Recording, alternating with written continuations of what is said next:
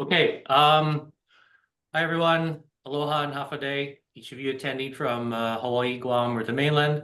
My name is Al Ogata, and I'm the President and CEO of Cyber Hawaii. It's my pleasure to welcome you to the 2024 Fortify Cybersecurity Educational Series. The series is brought to you through a partnership between Cyber Hawaii and the Cybersecurity and Infrastructure Security Agency, or CISA.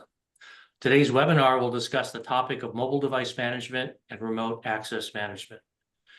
One of the changes brought on by the COVID-19 pandemic was the widespread acceptance of work being done on a remote or mobile basis. The trend towards remote work has led to efficiencies for many businesses and a more flexible working environment for employees. Working outside of a company's traditional information systems network, however, with its network security controls, has opened up a number of new risks for organizations. This presentation addresses the critical issue of mobile device security in an era where smartphones and tablets are central to both personal and professional life. We'll explore the growing threats to these devices and provide actionable strategies to protect sensitive data. Through a combination of current statistics and practical strategies, attendees will gain a clear understanding of mobile security risks and leave with a concrete set of best practices that can easily be implemented. We'll also discuss the factors involved with managing remote access and what businesses need to look out for whenever employees, vendors, or other entities connect through a company's firewall. If we go to the next slide. So a little background on Cyber Hawaii. We are a nonprofit information sharing and workforce development organization that focuses on improving cyber resiliency in Hawaii's small and mid-sized businesses, as well as within the community as a whole. Next slide, please. We're supported through memberships. Sorry about that. I just listened to the messages, so I know you want to give me money. Okay, let me. Sure, you have the invoice number and the amount. Okay, sorry about that. I've muted everyone. Sorry, we were supported through membership dues provided by the organizations that you see on the slide here, as well as the state of Hawaii through partnerships with partnerships with numerous federal agencies. These organizations recognize the value to improving the cyber resilience of all organizations within the state and are helping to build strong cybersecurity controls outside of the boundaries of their own networks. Next slide. All right. I'm with CISA, that's Cybersecurity and Infrastructure Security Agency. CISA's mission is to lead the national effort to understand, manage, and reduce the risk to our nation's cyber and physical infrastructure. So our vision is really to have a secure and resilient critical infrastructure for the American people so that we can function and live our daily lives with minimal interruptions. I am part of Region 9, and that includes the states of Hawaii, Nevada, Arizona, and the 3 territories. So that's Guam, CNMI, and American Samoa. So I'm actually physically located here on Guam. So just a few administrative notes. Questions should be entered if you have them into the chat window, and we'll read them at pauses in the presentation or definitely at the end of the presentation. This presentation is also being recorded, and the recording will be available on the Cyber Hawaii website in a few days. In addition, both Jen and I as presenters have agreed that you can contact us after today's presentation should you have any additional questions or need assistance. You'll see our email addresses later in the presentation. And then during this presentation, you're requested to remain on mute unless asking questions during designated Q&A sections. So we can go to the next slide. So as I mentioned, Jenilyn is going to be presenting as well as myself. Jenilyn Labrunda is cybersecurity advisor, as she mentioned, with CISA. She's responsible for the Hawaii, Guam, and Commonwealth of Northern Mariana Islands and American Samoa. She is based in Guam and is an experienced cybersecurity and information technology professional with over 15 years of experience. She's a certified information systems security professional and a graduate from the University of Guam with a double major in technology and e-commerce and computer information systems. As I mentioned earlier, I'm Al Ogata. I'm the president and CEO of Cyber Hawaii. I've been in the technology field for over 40 years, with the last 12 spent in information security and data privacy. Prior to joining Cyber Hawaii, I was with the Hawaii Health Information Exchange, serving in a variety of executive positions. And prior to that, was at HMSA for 18 years, serving as the organization's Chief Information Security Officer, HIPAA Privacy and Security Officer, and executive in charge of business continuity and emergency response. Prior to joining HMSA, I worked in Silicon Valley for over 20 years at a variety of organizations, ranging from two-person startups to established companies like Hewlett-Packard and Wise Technology. I have a degree in engineering from the University of California at Berkeley. And with that introduction, I'll turn the mic over to Jen to start us off. All right, thank you so much, Al. So just a quick walkthrough of the agenda. We will be talking about mobile device security. That will be my section, and then I will turn it over to Al, who will talk about remote access management. And at the end of the presentation, we will have a Q&A session. But if you do have questions, throughout the presentation, if you could just put it in the chat box, and at the end of the presentation, we will go back to the chat and make sure to answer those questions. All right. So let's get to it. Let's talk about the importance of mobile device cybersecurity. So just like your desktop and laptop computers, mobile devices are now prime targets for cyber criminals. I'm pretty sure that everybody in this webinar has a cell phone. Some of us even have two cell phones, right? One for personal and one for professional tasks. And so the opportunities for attacks have expanded. So just like our desktop and laptop computers, mobile devices are essentially mini computers that you take with you everywhere, and it faces similar threats you get from your desktop and laptops. And that includes malware, phishing, ransomware, and zero-day exploits. These threats are also becoming increasingly specialized and targeting mobile technologies. So today we will talk about how to keep those devices updated, having strong authentication, ensuring that your applications that you're installing are secured. We'll also talk about network security, device protection, and vigilance against phishing. So let's first talk about device authentication. So this is essentially your first line of defense when it comes to protecting your mobile devices. So if you have a phone and it currently does not require you to input a PIN or your biometrics or your fingerprint, you should do that right now, right? I'll give you a minute or two. But it's very important for your mobile devices to have that first layer of authentication, because if you lose your phone or if you leave it somewhere, right, you don't want anybody to just be able to get into your phone. And nowadays, we're living in a world where biometric options are more accessible than ever. So whether it's a fingerprint or facial recognition, these methods offer an added layer of security that's not only more convenient, but it's also more secure. So by enabling biometric options, you're making it significantly harder for unauthorized users to access your device. And even if they somehow get past your password or PIN.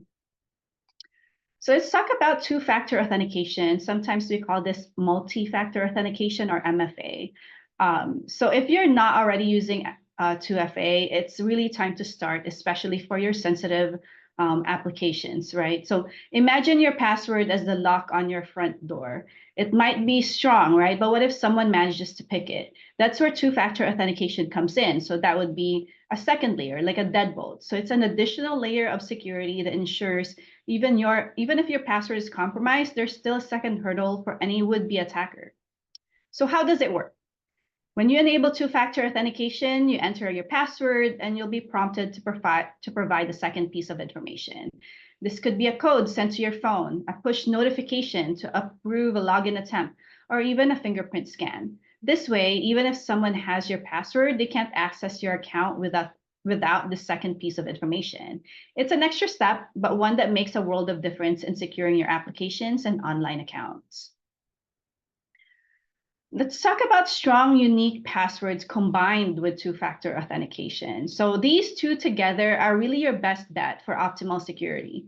A strong, unique password is your first line of defense, but by adding two-factor authentication, you're covering any gaps that might be left. So think of it as locking the door and then adding a security system on top of it. Even if someone bypasses one layer, the second layer is there to protect you. And this combination drastically reduces the chances of unauthorized access to your accounts and personal data.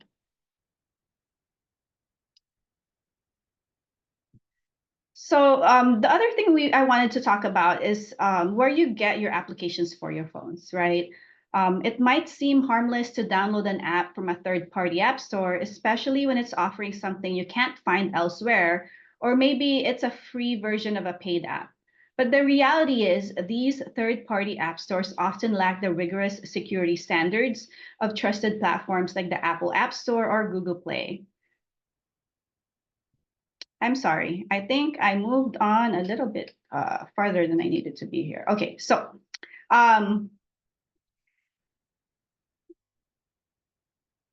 the other thing that I wanted to talk about is deleting unneeded apps, right? So sometimes we download an app to do a specific task or project, but once it's done, we forgot about them, and we don't use it for months and sometimes even years. So the problem with these unused apps can pose a security risk because they might not get updated regularly, which means they could become outdated and vulnerable to attacks. This is why it's important to regularly review the apps you have installed and delete the ones you no longer needed. So by doing this, you're reducing your attack surface or the number of ways cybercriminals can try to exploit your device. The other thing I wanted to point out is the amount of personal data you share with these apps. So usually when you download an app, it's going to ask you, do you want to share your contacts, your address book, right? Do you want to share your location, your photos, and more? And often these features, you don't really need them, right? So when you're allowing the type of information you're sharing with these apps, make sure you're reading, what it is for. And does it really need it? So let's say you download the flashlight app, then it's asking you for you to share your location or contacts. Does a flashlight app really need that access? Probably not. So by being selective with the information you share, you can significantly reduce your exposure to data theft. Next is on granting least privileged access. So the concept is simple, right? You give each app only the permissions it absolutely needs to function and nothing more. So for example, does a game app really need access to your microphone? Or does a note-taking app need access to your camera? Maybe, right? But by limiting the apps that the apps can do on your device, you're reducing the likelihood that a malicious app can access sensitive areas of your phone or personal data. So go through your apps and review their permissions. If an app doesn't need access to certain features, deny those permissions. And this is especially important for apps that don't provide a clear reason for requesting those access. Lastly, let's talk about location settings. Many apps request access to your location, and often we grant that permission without a second thought. But not all apps need to know where you're at all times, right? Why does it need to know if you're at a grocery store or if you're at the mall? It doesn't. So my recommendation is to limit the location access to only while using that app instead of always on. So this way the app can still function when needed. So for example, you're using an Uber app or ordering food. But once you're done using the app, they won't be able to track your location in the background. So this step not only enhances your privacy, but also helps conserve your battery life. Right, so let's talk about securing mobile network. So one of the most simple and yet effective way to enhance your mobile device security is to disable radios like Bluetooth, Wi-Fi, and GPS when you're not using them. Although these features are convenient, they also expand the attack surface of your device. So every time you leave your Bluetooth or Wi-Fi on, you're providing potential entry points for cyber criminals to exploit. So for example, attackers can use Bluetooth to gain unauthorized access to your device, or they can spoof a Wi-Fi network to trick your phone into connecting to it. By turning off these features when they're not in use, you significantly reduce the risk of your device being compromised. It's a simple habit that can go a long way in protecting your personal information, and also verify those AirDrop settings, right? Ensure you're only sharing with those you know. So public Wi-Fi, I mean, it's definitely convenient, especially if you don't have mobile data connectivity, right? And it's everywhere. You can find it in cafes, in airports, hotels. Although it's convenient, it's also incredibly risky. Public Wi-Fi networks are often unencrypted, meaning that anyone on the same network can potentially intercept your data. And this makes it easy for cyber criminals to steal sensitive information like login credentials, financial details, and personal emails. Even if the network appears secure, you have no control over who set it up or who might be monitoring it. So instead of using a public Wi-Fi, consider using your mobile data connectivity instead, which is generally more secure. And if you absolutely must use a public network, protect yourself by using a virtual private network or VPN. A VPN encrypts your internet traffic, making it much harder for anyone to intercept your data. And by sticking to secure known networks or using a VPN, you can browse the internet with much greater peace of mind. So how can we protect our mobile devices? So installing reputable security software, right? So just like you wouldn't use a computer without antivirus protection, your smartphone or tablet needs protection too. So some of the software to consider installing on your device is an antivirus and security suite. So this actually provides a range of protective features for your smartphone, such as malware detection and removal, app scanning, safe browsing, and more. And I'm going to give you a few examples of some of the companies that provide mobile security. But I just want to caveat that CISA does not promote any particular vendor or anything like that. But I just wanted to give you guys an example of where you may be able to find it. So Bitdefender, Norton, and McAfee, all three have mobile security applications that you can procure.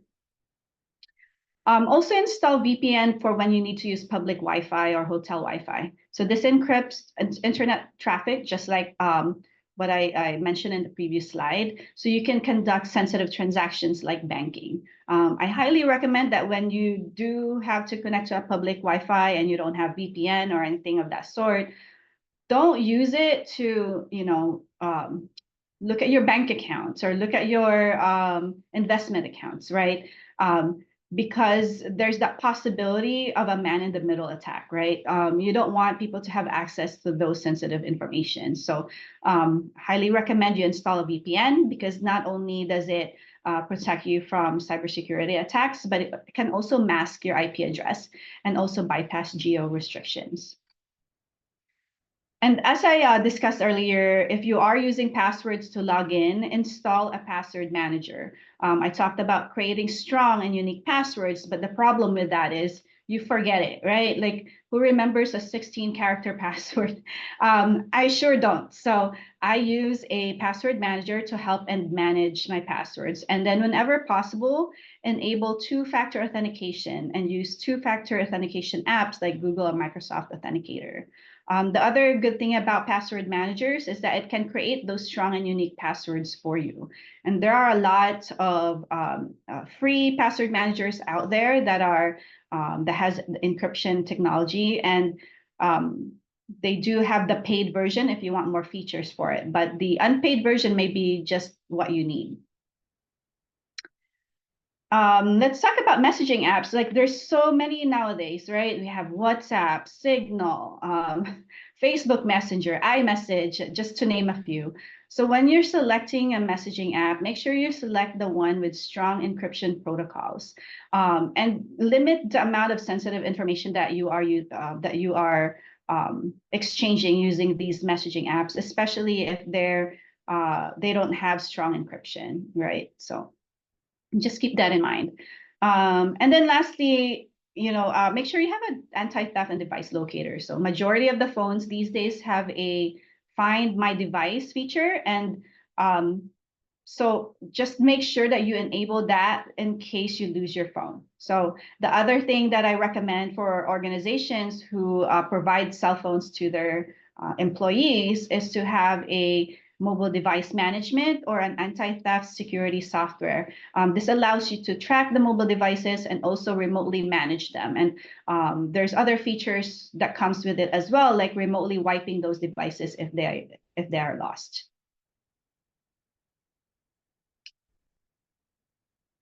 All right, so one of the often overlooked vulnerabilities is the use of untrusted chargers and cables.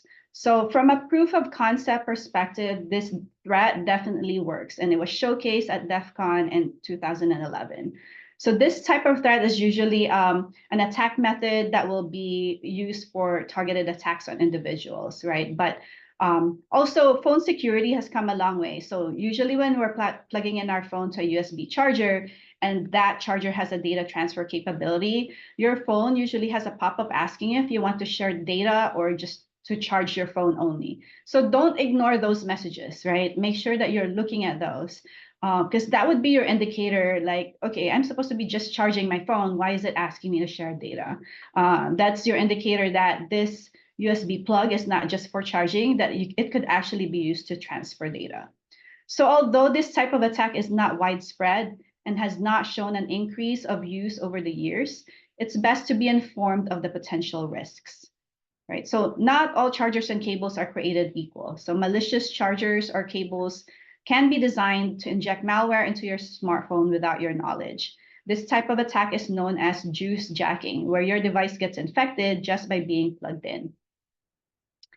And once malware is installed on your devices, it can bypass your phone's security measures, gaining access to sensitive data, or even taking control of your device. But the threat doesn't stop at your phone. If your phone is infected, you also pose a risk to other devices. So for instance, once you connect your infected phone to your personal computer or your work computer, that malware can spread, compromising your devices and potentially your entire network. All right, so the best way to protect yourself is to always use chargers and cables from trusted manufacturers. Avoid buying uncertified accessories as they might be more susceptible to tampering. And be cautious about using public charging stations. If you must charge your device in public, consider using a USB data blocker, which prevents data transfer while allowing your device to charge, or use a charge-only USB cable. You could also just use an AC power outlet, right? So carry that with you when you're traveling. And then there's also lots of personal power bank that you could use instead of a USB charger at an airport, for example.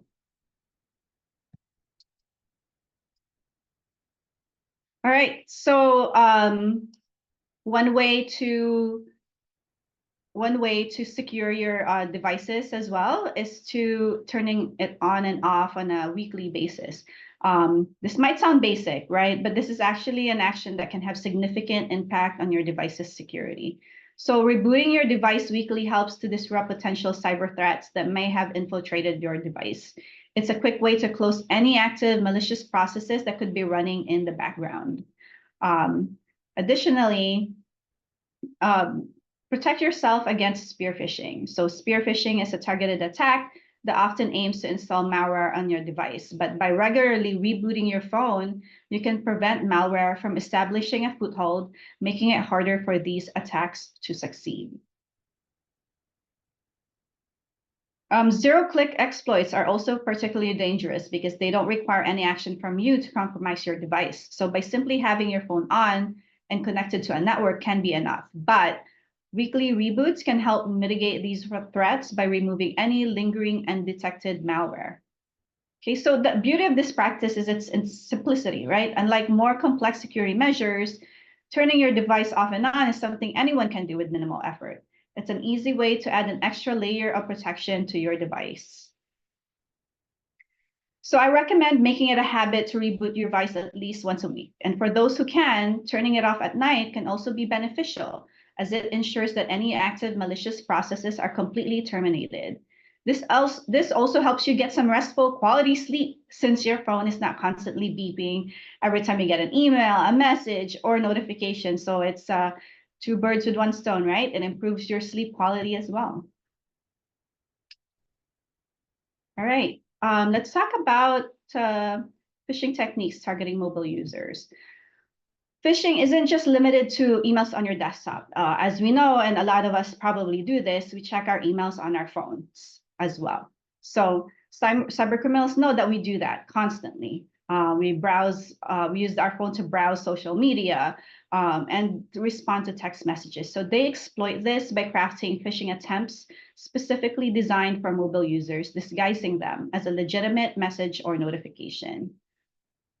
One common technique involves sending emails or text messages that appear to be from a trusted source, perhaps your bank, online store, or even a colleague. So these messages often contain a sense of urgency, telling you that your account has been compromised, or hey, you want a prize, and all you need to do is click on the link to open the attachment.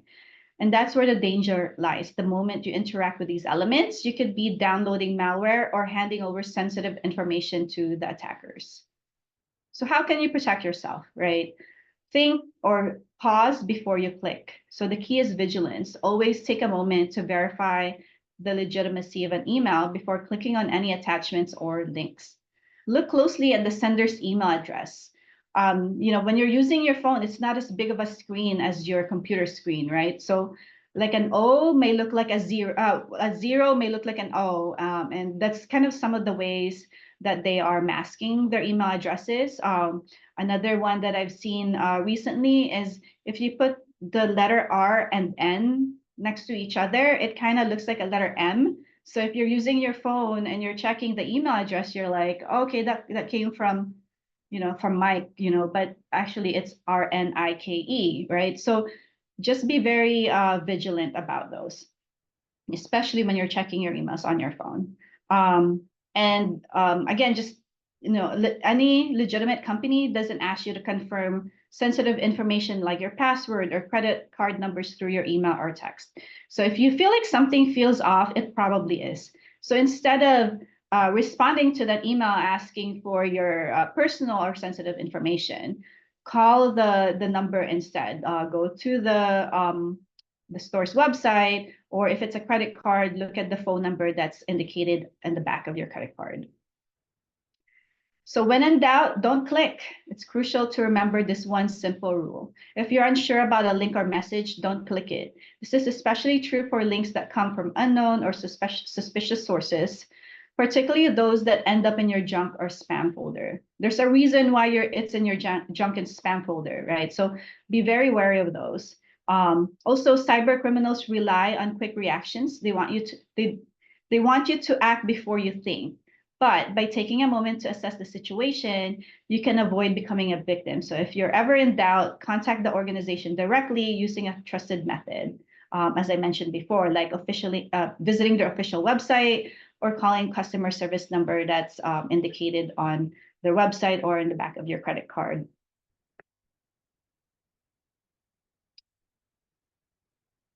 All right, I will now turn it over to Al for the remote access management portion. Thank you, Jen. Appreciate it. So we're going to start talking about remote access management. Remote access management, or RAM, refers to the process of controlling access to your network or systems from remote locations. With the rise of remote work, ensuring secure access to corporate resources has become more important than ever. RAM is designed to achieve several key objectives, including protecting sensitive data, ensuring that only authorized users can access the network, and maintaining the overall integrity and security of your organization's systems. As you'll see in the coming slides, each of these components is important, and they all do have to be addressed. Next slide, please. So basically, this is a NIST definition for remote access, but remote access is fundamentally getting access from outside of a secured computer network to computers or data within the network. The access may be from a person or user, a piece of software that's working as a process on behalf of a user, or by a computer system itself. The core concept is that information is being requested or shared across a secure boundary with someone or something that's supposed to be trusted. This is in lieu of an individual being physically present within a secured perimeter. Next slide, please. So all businesses pretty much run into situations where they use remote access. Probably the best known is employees or contractors working from home. Clearly, there's also times when your employees may work while traveling. These environments are a little less safe than a home environment might be. Mobile device connectivity, as you just heard, clearly has issues that have to be managed, especially if your organization allows employees to use their own personal devices to connect in through your firewall. Application to business connectivity also would fall into a remote access arena. And that might be something where if you operate your own computer network and you're connecting to an outside service such as Microsoft Azure or Office 365, you may be establishing a remote connection to an application or software as a service. In some cases, businesses establish direct connectivity with other businesses. This is usually using a site-to-site VPN tunnel, and these have to be configured as well. And then one of the more widely known remote connectivity uses is for remote desktop support. A lot of tech support organizations use this. And it is a powerful tool, but it does have to be controlled, given that there are circumstances where hackers are able to abuse this capability. So let's go ahead and go to the next slide. So there's a number of control categories that fall under remote access management. Identity and access management, or basically who has access to what assets. Data transmission, which covers how data gets in and out of a secure network, including what type of encryption is enabled. Network security, or configuring the network to allow an external connection. And then endpoint security, which covers the security of devices and environments they're being used in that happen to be outside of the firewall. Each of these control areas has to be addressed as they play a critical role in ensuring secure remote access, and they must be operating at maximum effectiveness in order to be part of a zero trust model, which we'll talk about a little bit more in the coming slides. Next slide, please. So some definitions. Access control is the practice of managing who can access specific resources within your organization, when they can access them, and from where. To effectively manage access, it's crucial to develop and enforce clear policies. These policies should specify who is authorized to access certain systems or data, under what conditions, and from which locations. For example, you might restrict access to sensitive financial data to certain employees during business hours only and from the commuter network only. By implementing these controls, you can significantly reduce the risk of unauthorized access to your organization's most valuable assets. Role-based access that's tied to job descriptions is a method for assigning access permissions on a consistent basis. Permissions are assigned based on the user's role within the organization. For example, an HR manager might have access to employee records, while an IT technician has access to system configurations, not employee records. Role-based access is easier to administer than providing access by person because it allows you to enforce the minimum necessary principle on a consistent basis. This principle states that users should only have the minimum level of access necessary to perform their tasks. By limiting access in this way, we reduce the risk of accidental or intentional misuse of sensitive data. It's important to note that accesses should not be confused with trust. Be sure to guard against requests for access just because a person has been with your company for a long time or because they hold a high position. It's really the job that they do that should define what accesses they have. Next slide, please. So authentication, another control category, is the process of verifying that a person attempting to access the network is who they claim to be. This is the first line of defense in securing remote access. The most common method of authentication is the use of passwords and passphrases. Relying solely on passwords can be risky, however, especially if they are weak or reused across multiple sites. This is why multi-factor authentication, or MFA, or two-factor authentication is so important. MFA adds an extra layer of security by requiring a second form of verification, such as a code sent to your phone or a fingerprint scan. Additionally, biometrics like fingerprint or facial recognition are becoming more popular as a secure method of authentication. These methods make it harder for unauthorized users to gain access to your network. Ultimately, if you suspect that the person trying to connect is not who they say they are, going out of band or using an alternate communications method, such as a phone call, can serve as a final confirmation. Let's go to the next slide, please. Not all MFA methods give you the same level of protection, however. Some MFA types are better than others. Phishing-resistant MFA is the current industry standard that all businesses should strive for. But the fact is that any MFA is better than not implementing MFA at all. Phishing-resistant MFA allows you to use the passkey, whether biometric or PIN, that you use to unlock your device to sign in to an application or website, rather than using a username and password that is entered into the site. This makes intercepting access codes harder for a hacker, as they cannot get to the passkey that you're using. App-based MFA is the next most secure approach. This uses an authenticator app stored on your mobile device to generate a one-time password that can be used to log into a site or application. The least secure approach utilizes a SMS or voice message that is sent to your mobile device. This approach has been hacked using different methods such as MFA flooding, tech support impersonation, and cookie harvesting. You should strive to implement the strongest MFA possible for your business in order to avoid being hacked. Let's go to the next slide, please.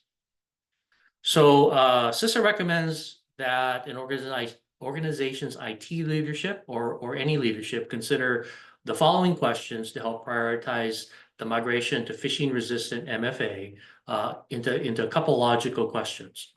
First is, what resources do I want to protect from compromise? For example, cyber threat actors often target email systems, file servers, and remote access systems to gain access to an organization's data. They also try to compromise identity servers like Active Directory, which would allow them to create new accounts or take control of user accounts. The second consideration is which users are high-value targets. While the compromise of any user account can create a serious security incident, every organization has a small number of user accounts that have additional access or privileges, which are especially vulnerable to cyber threat actors. For example, if a cyber threat actor can compromise the account of a system administrator, they may be able to access any system and any data in the organization. Let's go to the next slide, please. So encryption. Encryption is a very critical component for remote access management. It involves converting data into a secure format that can only be accessed by someone with the correct decryption key. Encryption is essential for protecting data both in transit, when it's being sent across the network, and at rest, when it's stored on a server or device. For data in transit, SSL or TLS encryption is commonly used to secure the connection between the user and the network. End-to-end encryption is another important concept, where data is encrypted from the moment it's created until it's received by the intended recipient. This ensures that even if the data is intercepted during transmission, it cannot be read by unauthorized parties. For data at rest, encryption of the entire hard disk can be implemented by both hardware and software services. Examples of hardware encrypted devices are encrypted SSDs, self-encrypted devices or SEDs, and Touch ID of Apple devices. Examples of software encryption include BitLocker, Xcrypt, and Veracrypt. If the entire drive can't be encrypted, file-level encryption using the file system can be implemented. This is not as strong as full disk encryption, as it locks the data in the file, but not the metadata that describes the file. When implementing encryption, it's important to use strong algorithms and ensure that encryption keys are securely managed and regularly updated. Let's go to the next slide, please. A virtual private network, or VPN, is a secure connection method that allows remote users to access the corporate network as if they were physically present in the office. One of the primary benefits of using a VPN is that it encrypts data in transit, making it much more difficult for attackers to intercept and read the data. Additionally, a VPN can mask the user's location, adding an additional layer of privacy and security. When configuring a VPN, it's important to use strong encryption protocols. Regularly update the VPN software and limit VPN access to authorized users only. These best practices help ensure that your VPN provides robust security for remote access. Another consideration is that while VPNs secure data between the sender and receiver, they do not ensure that the data being transmitted is not malicious. So if you have a VPN tunnel set up with one of your suppliers or partners, you still need to be scanning the traffic coming in from them for malware, since the VPN tunnel will not protect you from this. There are a number of commercial suppliers that provide VPN services on a subscription basis, and many provide a free version that you can try out before deciding if you want to subscribe to their services. Let's go to the next slide, please. So allowing devices or users to connect to your company's firewall requires that the network interface be configured properly. The basic steps are to ensure that your firewall is configured properly before allowing remote access, designate what zones or devices will interact with any remote connections, and configure the access control lists to define who can get through to what when they establish a connection. If desired, enable your firewall to act as a dynamic host configuration protocol, or DHCP server, network time protocol server, or intrusion prevention system as additional ways to protect traffic coming through. Keeping as much separation between external connections and your operating network is a good practice. Consider implementing network zones to secure your assets based on importance. The most important assets, such as data and applications, can be housed in a core zone that has the most restrictive permissions. The user zone would be where users work, and their ability to interact with applications is set by access permissions. And the DMZ, or demilitarized zone, is the highest risk area and connects directly to the open internet. The deeper into the core that a remote access protocol can get, the higher the risk is. Let's go to the next slide, please. So monitoring and logging are not your most exciting topics, but they are essential for keeping track of user activities on your network. They allow you to detect and respond to unauthorized access attempts in real time. There are various tools and techniques available for monitoring and logging, such as SIEM systems, SIEM systems, security information and event management, which collect and analyze logs from multiple sources. These tools help you identify suspicious activities and potential security threats. Logging user activities also plays a critical role in incident response. If a security breach occurs, having detailed logs allows you to quickly trace the source of the breach and take corrective action to prevent it from happening again. Let's go to the next slide, please. So remote access devices can be used in environments that you have no control over. To ensure that these devices are not compromised or used to enable an unauthorized disclosure of confidential information, you need to establish a policy that defines how they may be used when accessing your company's assets. If your company owns the equipment, technical controls such as mandatory session timeout can also be enforced. Remote devices should only be used in an environment that can be physically secured. Whether working at home, in an airport, in a coffee shop, or any other location, workers should be aware of who is around them and should limit access to the devices by any unauthorized personnel. Devices should never be left unattended unless they can be physically secured. Well, this may mean locking an office door or putting them in a safe in your hotel. Leaving them in a car, even the trunk, should be discouraged given the ease with which a car can be broken into. Login screens should be locked when the device is not being used, and application session timeouts should be encouraged. Unauthorized software should not be loaded on remote access devices to discourage the inadvertent installation of malware. Workers should be conscious of who's around them when they are viewing confidential information on remote access devices. Shoulder surfing is a common technique of threat actors, especially in public places. Workers should be trained not to talk about confidential information in places they may be overheard. And remote access enabled devices should not be used in places where they could be damaged. Excessive moisture, heat, or shaking can all lead to early failures and cost the company money to replace devices. Let's go ahead and go to the next slide. The Zero Trust model is a modern security framework that assumes no user, device, or system should be trusted by default, even if they are within the network perimeter. The key principles of Zero Trust are never trust, always verify, and continuous monitoring and validation of all access requests. This means that every access request is treated as potentially suspicious and must be authenticated, authorized, and encrypted before access is granted. Adopting a zero trust approach significantly enhances security and remote access management by ensuring that only verified users can access the network, and all activities are continuously monitored for signs of suspicious behavior.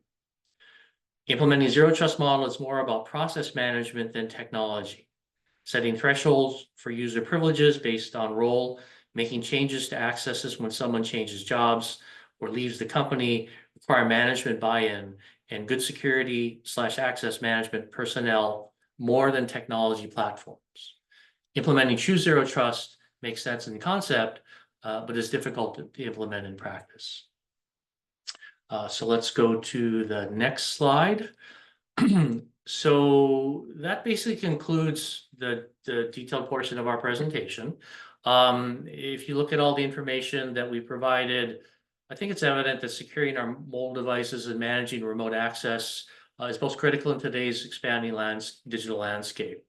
Remote access management has become more critical than ever, and by implementing strong authentication methods, carefully defining authorization policies, and ensuring robust encryption, we can protect sensitive data from unauthorized access and potential breaches. Tools like access control, monitoring, and VPNs offer essential layers of protection and oversight. We've also discussed the importance of mobile device security practices, such as keeping your software updated, using strong, unique passwords, and staying vigilant against phishing attempts. These are not just technical measures, but essential habits that create a culture of vigilance and continuous improvement.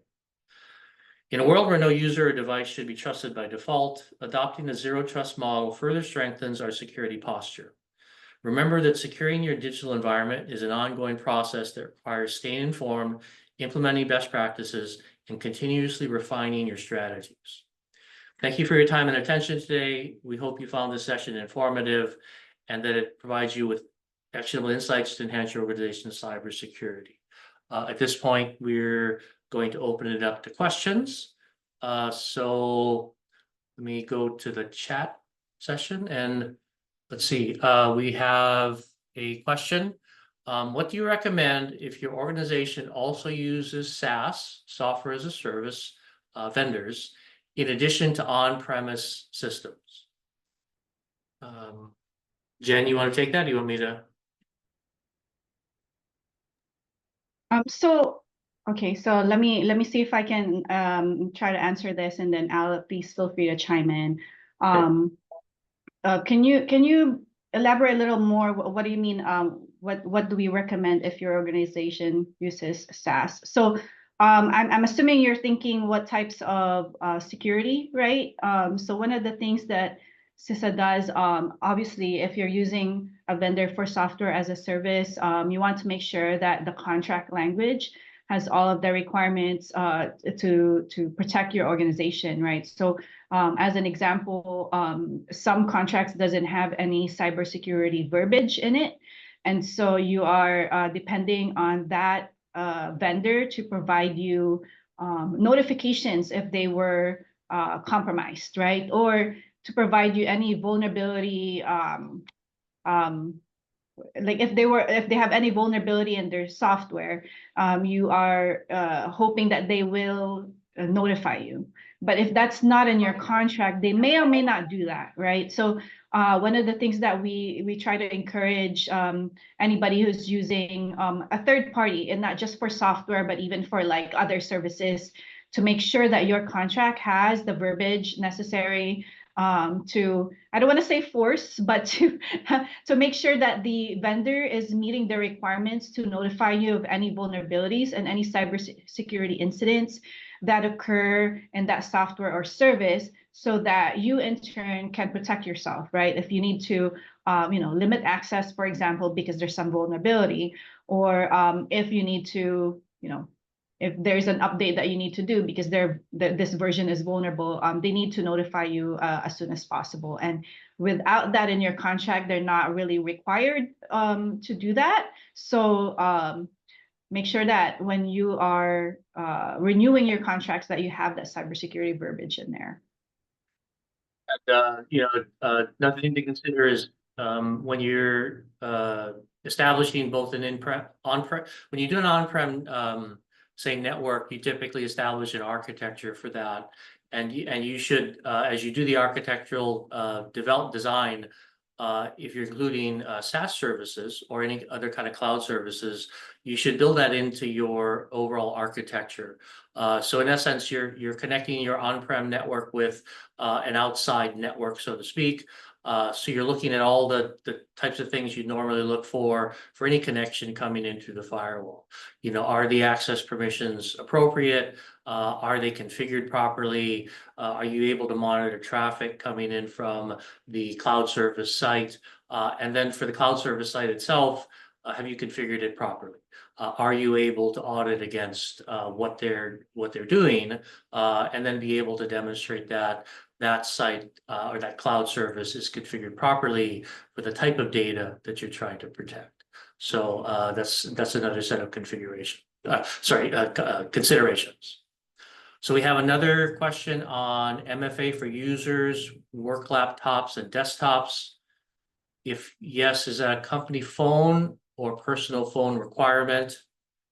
So basically, how you configure your requirement for MFA is likely dependent on the policy that your organization establishes, and then also the ability for your technical folks to configure and connect using an MFA environment. In most cases, you're talking about connectivity from device to device or from user account going to, say, a certain site.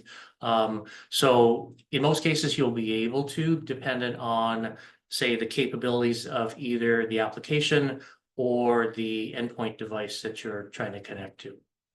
Jen, any additional comments on that? Yeah, I think I'm thinking they're probably using like an authenticator app, right? So if you weren't, and Taylor, correct me if I'm wrong. So if you weren't issued a work phone, but you're required to do MFA and it's an authenticator app, then you're asking if the company should be providing a phone for you, or should you use your personal phone, right? But like Al said, I guess that depends on the policies, right? So if you are using an authentication app or like a text messaging type of multi-factor authentication, then you know, being that everybody has a cell phone these days, you know, and some businesses just can't afford to give everybody a phone. And if the requirement is that there's multi-factor for your work computers, then you know, that may be the only choice is to utilize your personal phone for that. But there are other multi-factor authentication options, right? It doesn't have to be the authenticator app. It could be like a smart card, right? A more expensive solution, but so there's a smart card solution, and there's also like a USB dongle type of solution. Again, those are more expensive, which is probably why a lot of the businesses use the SMS or phone two-factor authentication, or even like the authenticator app. Yeah. So another question we have is, what do you recommend for password manager? Okay. So like I mentioned, we cannot promote any single or even multiple you know, vendors in regards to password managers. But okay, so I'll just talk personally. I use Bitwarden. I did use LastPass at one point in time, but you know, there was a cybersecurity incident that happened with LastPass. I think it was last year or maybe even 2 years ago. But you know, if you just Google like top 10 password managers, there's a lot out there. And usually the top 5 are the best one. But again, you know, just make sure that you are looking at, you know, what type of encryption technologies they're using.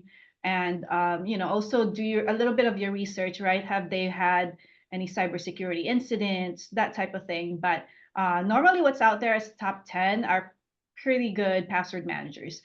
Some are free, and some have like a trial version, like you can use it for 30 days and then you start paying. But usually the paid version has a lot more features. So that's more recommended for like bigger organizations, or if like the organization is procuring it for all of their users. And I think one of the key things that Jen mentioned is the encryption side of things.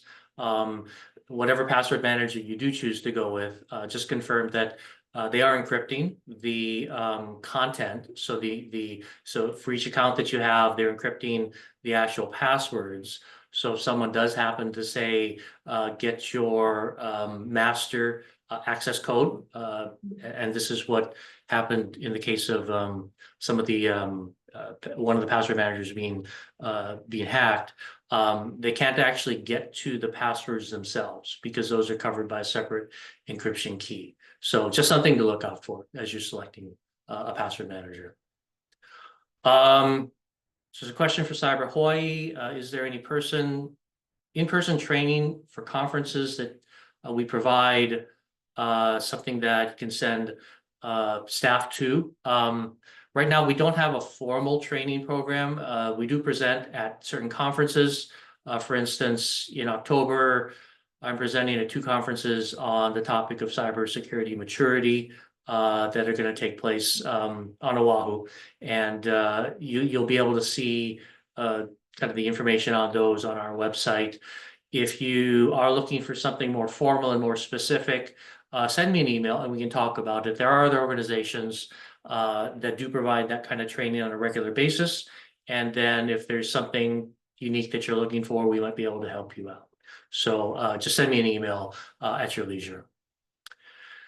Okay, another question is it possible to completely block or guard against unauthorized ISP employee access? And I'll go ahead and say there's no absolute guarantee of being able to prevent a really determined antagonist or cyber threat actor. We can slow them down by having tools in place. We can reduce our risk by being vigilant and clearing out, say, old accesses. We can be proactive by training staff to not, again, use weak passwords, not to, say, disclose things to people or to download content when they shouldn't. Yeah, unfortunately, there's no real way to be absolute in preventing risk, and the best you can do is just look at your scenario, look at where your threats may be coming from. So doing a threat assessment on your environment is important, and then identifying the highest risk areas, and then assigning resources or assets to protect those areas. Jen, any other thoughts from your side? I think you hit it in the head there, Al. If somebody is targeting you, they will gain access, right? Any targeted attack, if they have the time, if they have the technology and they have the people to do it, they can get it. So that's why we are trying to educate the community on having, multiple layers of defenses, right? So making sure that you're not opening yourself up to all of these vulnerabilities, by patching your systems, making sure your OS is updated, because any vulnerability that threat actors can utilize, they will utilize it. So we're trying to, like Al said, slow them down, right? Be more resilient, and that even if they do gain access and do damage, you can recover as quickly as possible. Okay, another question is, are there any instances that you know of where AI is used in biometric impersonation, i.e. facial recognition? Do you forecast AI impersonation, any form, to be used as a tool to gain unauthorized access in the near future? Is it a legitimate threat? I mean, we've seen Mission Impossible, right? They certainly use that. I don't know of instances where they use like facial recognition. I have heard of instances where they used phishing, and that I'm not sure if that's an actual incident or maybe more of a proof of concept, but there's actually YouTube videos out there where you can piece together someone's voice and from conferences and things or interviews, right, that they've done that is publicly available, and then they could string all of those together and then use AI to generate to have them talk like it was them, but that's because they were using all of the different voices that they've gathered from online sources. So that has been proven to be that it can be done. So there definitely is threat for AI being used in that. Additionally, as if you've seen, probably like a lot of these phishing emails are becoming more and more sophisticated, because now AI can fix spelling and grammar errors, right? You could even use it to give it a certain personality, so it sounds more local. So AI is definitely going to be a threat in the future, but right now, things are going to change. We can't stop it. So the more informed we are, the better we can protect ourselves. And as Jen said, a lot of the things that we see going on with AI now from a threat actor perspective is enhancing existing scams or existing malicious approaches. So what we know is AI is good at impersonating voices or mimicking voices. It is good at mimicking facial images, and it is being used to develop videos of, again, people and impersonating those people. So we've seen that used in a number of financial hacks. One of the most well-known ones now is the one that occurred in Hong Kong, where a analyst was tricked into transferring $25 million because the hackers were able to visually impersonate the CEO, the CFO, and another executive. So we know that it is being used to enhance existing types of scams.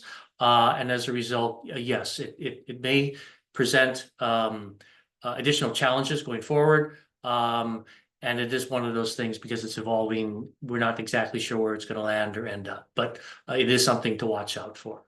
And I know we're running over, but let me real quick, let's see. Is there a presentation format, the session tailored for the user community and offered digitally? I think that's something that we've been talking about between ourselves and CISA and other federal agencies. So we are trying to get something that does speak in a layperson's language, so to speak, and really addresses how do you protect yourself without getting into a lot of the technical verbiage. Also, we've been talking about being able to do these kinds of sessions in different languages, so that you do get to address some of the higher risk folks who may not be speaking English as a primary language. So again, yes, we are thinking about that.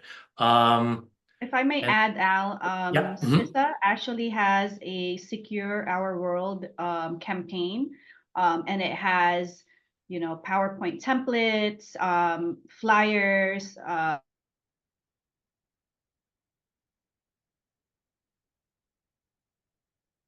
Jen, are you still there?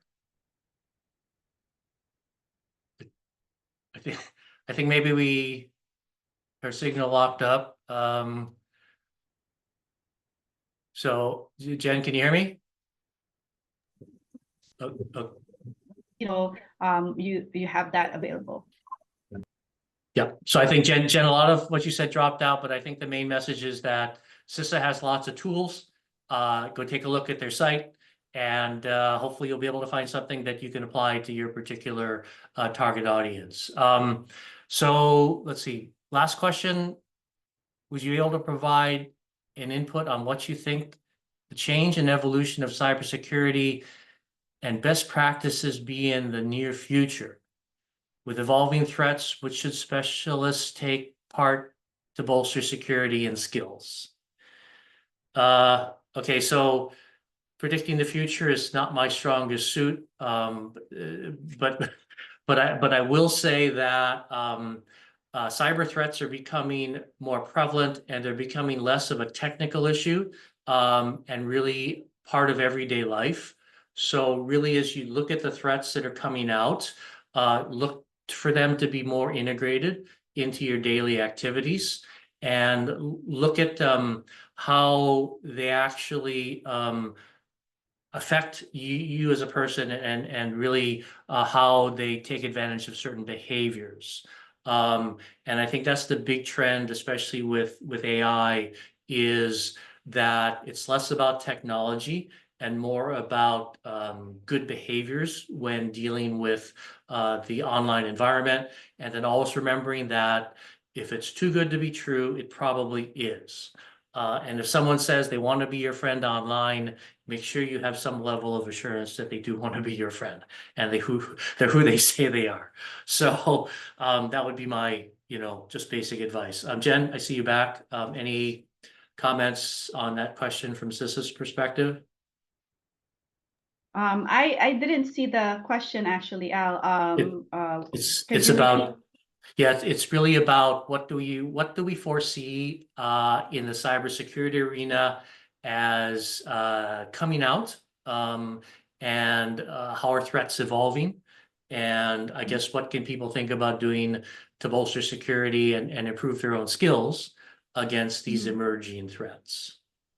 Yeah, I think just keeping up to date on those emerging threats, right? Like the news has been pretty good about covering those threats. And if you are keeping up to date in those, then that will give you an idea of where to bolster your cybersecurity posture in your own organization. But some of the things that we talked about, some of these are like very basic steps that you can take to protect your organization, right? So start with those basics. And then as you get more mature, certainly there's a lot of tools and resources out there that you could install on your network to just make your defenses better. What we know, of course, is that threat actors are becoming more and they're becoming smarter, right? And they have the resources that they need to be able to target certain organizations. We've seen that in, we have the cybersecurity advisory on Volt Typhoon.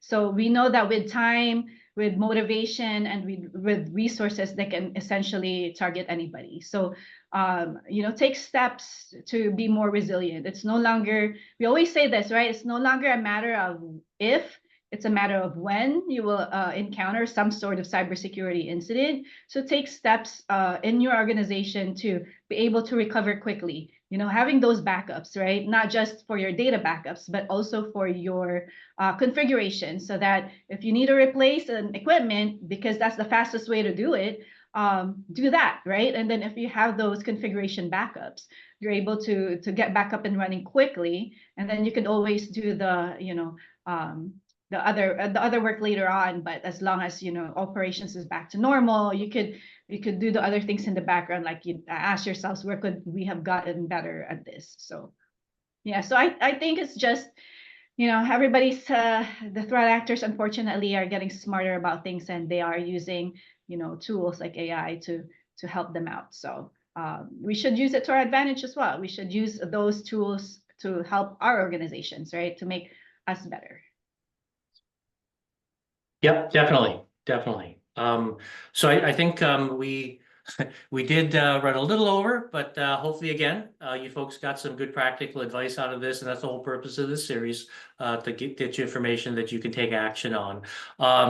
If you have any questions, again, you have our email addresses. Please feel free to follow up. We do want to keep a good line of communication open. And as I mentioned, we will have the recording of this webinar on our website. We'll also be sending you a survey, and we ask you to fill that out to help us to improve on our deliveries going forward. Right now, our next session is scheduled for October 1st. That may or may not slide, but we're hoping to hit the October 1st, and the topic will be incident management, very important topic. So with that, I'm going to, again, thank you for attending, and I want to wish you a good day and good rest of the week. Thank you very much. Aloha. Thank you, everybody.